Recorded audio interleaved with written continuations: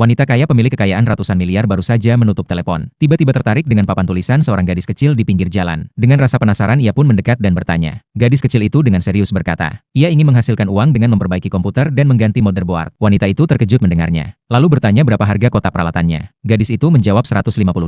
Wanita itu pura-pura merasa terlalu mahal dan hendak pergi. Namun gadis kecil itu tiba-tiba memanggilnya. Katanya ia sudah keliling 10 pasar grosir untuk membandingkan harga. Dan peralatan yang ia pilih adalah yang paling murah. Ia juga sudah mengumpulkan $50 sendiri. Hanya butuh $100 dari wanita itu. Maka wanita itu bisa menjadi rekan bisnisnya. Kejujuran dan kegigihan gadis itu membuat wanita itu tergerak. Akhirnya ia memberikan $100 kepada si gadis. Namun ia juga memberikan syarat. Uang itu dianggap sebagai modal investasi. Dalam 3 hari gadis itu harus mengembalikan modal. Dan membayar bunga $5.